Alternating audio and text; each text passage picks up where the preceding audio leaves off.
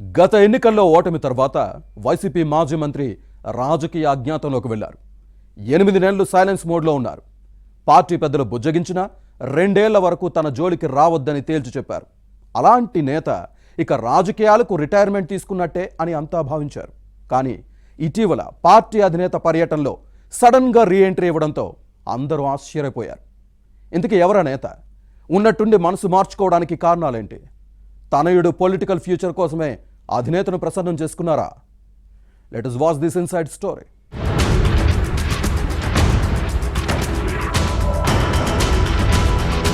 మాజీ మంత్రి ధర్మాన ప్రసాదరావు వైసీపీలో కీలక నేత. ఉమ్మడి రాష్ట్రంతో పాటు విభజిత ఏపీలో సుదీర్ఘకాల మంత్రిగా పనిచేసిన అనుభవం ఈయన సొంతం. అలాంటి నేత గత ఎన్నికల్లో శ్రీకాకుళంలో ఓటమి తర్వాత రాజకీయ అజ్ఞాతవాసంలోకి వెళ్లారు. టీడీపీ సాధారణ కార్యకర్త గొండు శంకర్ చేతిలో ఓడిపోవడంతో కంగు తిన్నారు. ఆ తర్వాత నుంచి పార్టీ కేడర్తో పాటు పెద్దలకు దూరంగా ఉంటున్నారు. అధినేత జగన్ సమక్షంలో జరిగిన ఓటమి పోస్టుమార్టం సమీక్షలకు హాజరు కాలేదు. దీంతో రాజకీయాలకు గుడ్ బై చెప్పినట్టేనని అందరూ భావించారు. 8 నెలలుగా పార్టీ కార్యక్రమాలకు హాజరు కాలేదు. ఇదే క్రమంలో ధర్మాన అసలు ఫ్యాన్ పార్టీలో ఉన్నారా లేరా అన్న అనుమానాలు కేడర్లో వ్యక్తమయ్యాయి. దీంతో కొద్ది నెలల క్రితం పార్టీలో కీలక నేతలుగా ఉన్న విజయసాయిరెడ్డి, వైవి సుబ్బారెడ్డి ధర్మాన ఇంటికి వెళ్లి మాట్లాడారు. గెలుపు ఓటములు పక్కన పెట్టి పార్టీ కార్యక్రమాల్లో యాక్టివ్ కావాలని సూచించారు. కానీ తనని ఇబ్బంది పెట్టవద్దని, రాజకీయాలకు దూరంగా ఉండాలనుకుంటున్నానని అప్పట్లో చెప్పిన విషయాన్ని గుర్తుపెట్టుకోవాలి.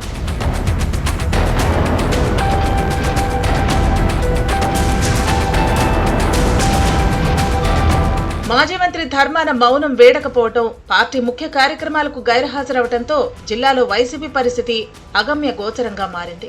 ఇటీవల ముఖ్య నేతలతో వైసీపీ అధినేత జగన్ నిర్వహించిన కీలక సమావేశాలకు డుమ్మా కొట్టారు. దీంతో ఇక శ్రీకాకుళం రాజకీయాల్లో ధర్మాన శకం ముగిసినట్టే అన్న చర్చ సాగింది. దీంతో అధిష్టానం సైతం ధర్మాన వ్యవహారంపై దృష్టి పెట్టింది. మాజీ మంత్రి విషయంలో ఏదో ఒక నిర్ణయం తీసుకోకపోతే ఇబ్బంది తప్పదని గ్రహించిన ఫ్యాన్ పార్టీ పెద్దలు కొత్త ఇన్ఛార్జి నియామకంపై ఫోకస్ పెట్టారు. దీనిలో భాగంగా ధర్మాన స్థానంలో ఎవరిని నియమించాలన్న అంశంపై కసరత్తు ప్రారంభించారు.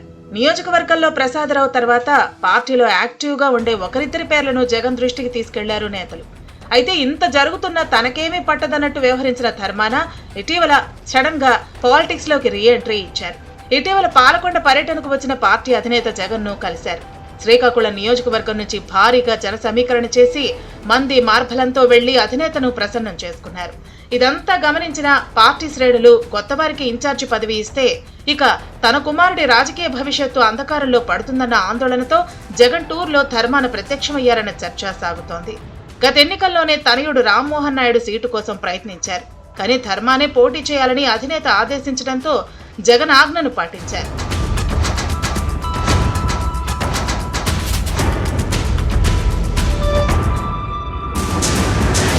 వాస్తవానికి సార్వత్రిక ఎన్నికల్లో ఎదురైన చేదు ఫలితాల తర్వాత వైసీపీ అధిష్టానం శ్రీకాకుళం జిల్లాలో దిద్దుబాటు చర్యలు ప్రారంభించింది. 8 అసెంబ్లీ నియోజకవర్గాల్లో ఇప్పటికే 2 చోట్ల కొత్త ఇన్ఛార్జీలను నియమించింది. ఆముదాల వలసలో మాజీ స్పీకర్ తమ్మినేని సీతారాంను తప్పించి చింతాడ రవికుమార్ కు బాధ్యతలు అప్పగించింది. అదేవిధంగా టెక్కలిలో దువ్వాడ శ్రీను స్థానంలో పేరాడ తిలక్ ను నియమించింది. దీంతో ఇక ధర్మానను తప్పించడం ఖాయమన్న ప్రచారం జరిగింది. ఈ క్రమంలోనే ధర్మాన ఉన్నట్టుండి రూటు మార్చారు. కొత్త వ్యూహానికి తెరతీశారు. మరోవైపు సీనియర్లు పార్టీని వీడినా జగన్ పెద్దగా లెక్క చేయటం లేదు. వైసీపీలో నెంబర్ 2గా ఉన్న విజయసాయిరెడ్డి పార్టీ అధినేత వ్యవహార శైలి నచ్చక బయటకు వెళ్లిపోయారు. మాజీ మంత్రులు తట్టాబుట్టా సర్దేస్తున్నా పట్టించుకోలేదు. పైగా పోయేవారు పోతారని ఓపెన్ గానే చెప్పేశారు. ఈ పరిస్థితుల్లో తన విషయంలోనూ అధిష్టానం అదే భావనతో ఉందని ధర్మాన ముందుగానే గ్రహించారు. ఇక ఆలస్యం చేస్తే ఉన్నది పాయే అన్న ముతక సామెత గుర్తుకొచ్చినట్టు ఉంది.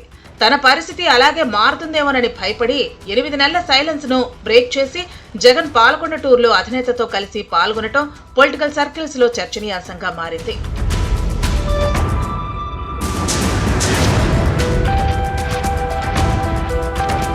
అయితే ఇప్పటికైనా ధర్మాన ప్రసాదరావు మనసు మారిందా లేదా అన్న అంశంపై కార్యకర్తలకు క్లారిటీ లేదు. సిక్కోలు జిల్లా ఫ్యాన్ పార్టీలో పెద్దన్న పాత్ర పోషించిన ధర్మాన గత ఎన్నికల్లో ఓటమి తర్వాత ఇంటికే పరిమితం కావటం కేడర్ కు మింగుడు పడని పరిణామంగా మారింది.